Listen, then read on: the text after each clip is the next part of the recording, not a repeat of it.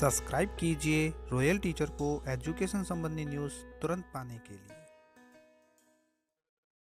समस्त राज्य कार्मिक अपना आईपीआर यानी अचल संपत्ति विवरण इस प्रकार करें ऑनलाइन राजकाज आईपीआर पर। जी हाँ साथियों, इस वक्त की बड़ी खबर की बात करें तो दोस्तों, जैसा कि आप सभी जानते हैं कि प्रत्येक राज्य कर्मचारी को अपनी संपत्ति का ब्यौरा ऑनलाइन करना होता है। ऑनलाइन जो संपत्ति का ब्यौरा करना है वो समस्त राज्य कर्मचारियों को करना होता है। वो प्रत्येक 1 जनवरी की स्थिति में करना होता है। इस वर्ष 2024 में भी अब आपको 2024 की 1 जनवरी लग चुकी है, अपना आईपीआर शुरू हो चुका है और 1 जनवरी की स्थिति में आपके पास जितनी भी संपत्ति है, अचल संपत्ति, इनमूवेबल प्रॉपर्टी रिटर्न, तो वो आपको ऑनलाइन करना होगा। इसके लिए दोस्तों आपके सामने 2 कंडीशन उत्पन्न होती है कि एक तो आपको प्रोबेशन में भरना है या नहीं भरना है। तो यहाँ पे क्लियर कर दिया जाता है पहले ही कि ये प्रोबेशन में भी भरा जाता है और जो फिक्स कार्मिक है उनके लिए भी भरा जाता है। दूसरी बात, आपके पास प्रॉपर्टी है या नहीं है। अगर नहीं है तो भी भरना है और प्रॉपर्टी है आपके नाम की तो भी आपको भरना है। इसके अलावा दोस्तों कंडीशन ये आती है कि हमारे पास अगर जॉइंट फैमिली के रूप में प्रॉपर्टी है जिसमें हमारा नाम भी साथ में दर्ज है, यानी प्रॉपर्टी है लेकिन वो जॉइंट है, तो भी आपको ये आईपीआर है वो दर्ज करना होगा। इनमूवेबल प्रॉपर्टी रिटर्न यानी आईपीआर भरने के संबंध में जो राजस्थान सरकार कार्मिक विभाग की ओर से जारी किया गया आदेश है वो मैंने आपको कल ही दिखा चुका हूँ। कल ही मैंने इसके बारे में वीडियो बनाया था और बताया था कि आदेश जारी हो चुका है।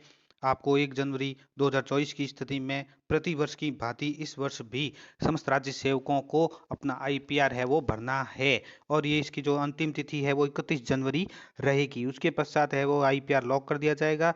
तो आप अनिवार्य रूप से 31 जनवरी तक यानी 31 जनवरी 2024 तक अपना आईपीआर भर लें।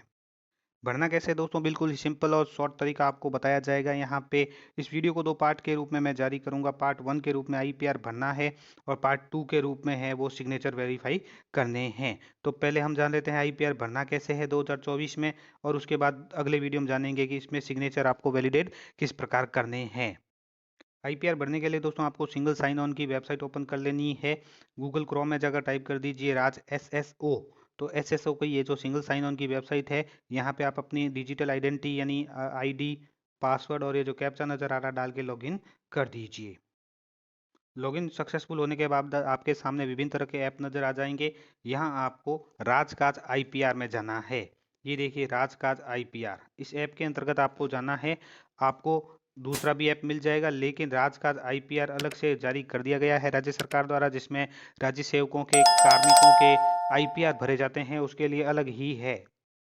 अगर आपको ये ऐप नज़र नहीं आए तो आप अदर एक्टिव ऐप जो लिखा आ रहा है उसको खोल के राजकाज आईपीआर सर्च कर सकते हैं। तो आपके सामने इस तरह का पेज ओपन हो जाता है। यहाँ पे सबसे पहली कंडीशन यही आती है कि आपको सबसे पहले अपनी प्रोफाइल अपडेट करनी होगी। ऊपर की ओर रेड कलर से दोस्तों लिखा आ रहा है अपडेट प्रोफाइल, ये आपको हाईलाइट किया हुआ मिलता रहेगा।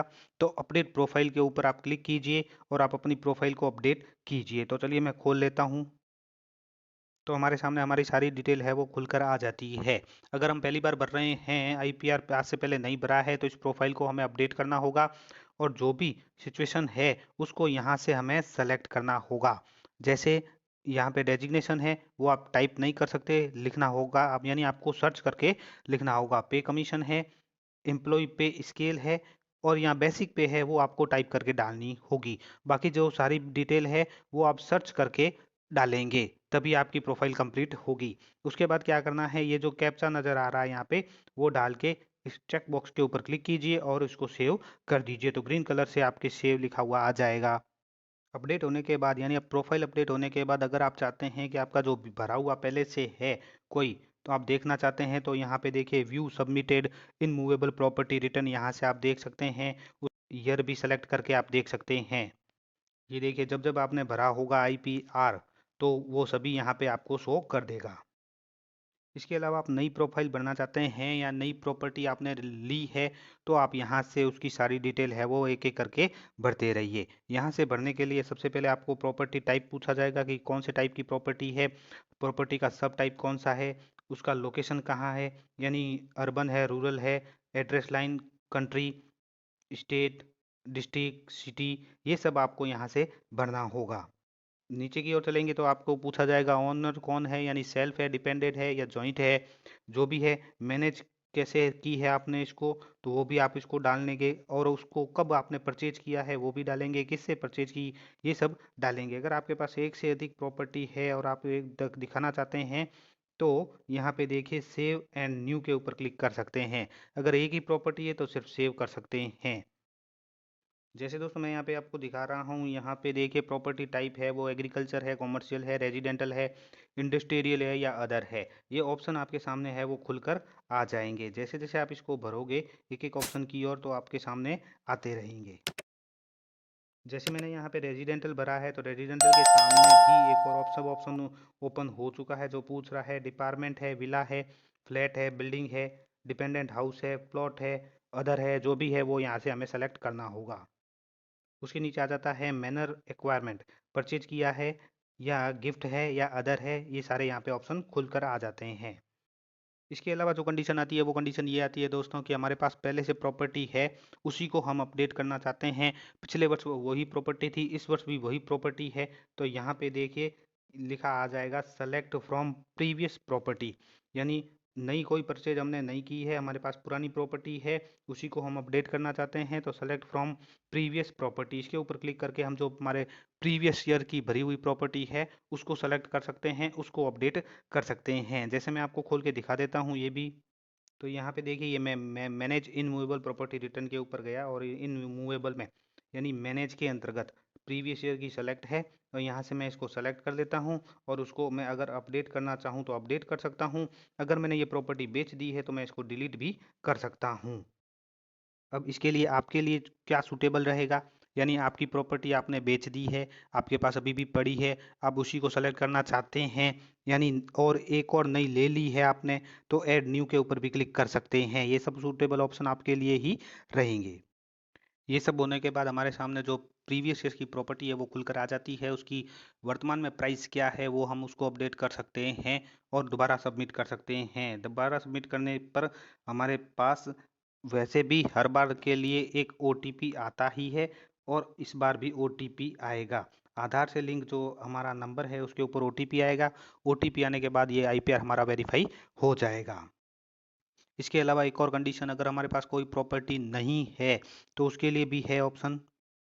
अगर हमारे पास एक भी प्रॉपर्टी नहीं है, हमने कोई परचेज नहीं की है, पिछले वर्ष भी हमारे पास कोई प्रॉपर्टी नहीं थी, इस वर्ष भी नहीं है, तो यहाँ पे देखिए फिर भी हमें IPR तो भरना ही है। यहाँ पे देखिए please check to fill IPR with no property return, यहाँ पे एक चेकबॉक्स आ जाएगा, आप इसको टिक मार्क कीजिए और उसको सबमिट कीजिए।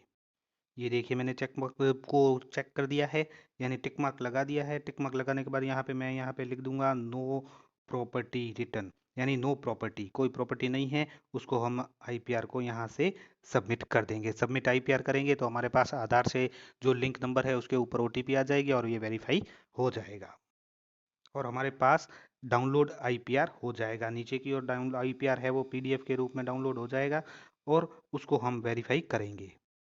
वेरीफाई कैसे करते हैं उसके लिए दोस्तों मैं आपको अलग वीडियो जारी करके बताऊंगा, जिसमें आपको डिजिटल सिग्नेचर के रूप में IPR में डिजिटल सिग्नेचर कैसे करते हैं उसके बारे में जानकारी दी जाएगी। धन्यवाद साथियों, उम्मीद है ये वीडियो आपको पसंद आई होगी। वीडियो पसंद आए तो ज़रूर लाइक शेयर और सब्सक्राइब कीजिए, पास में आने वाले घंटी के बटन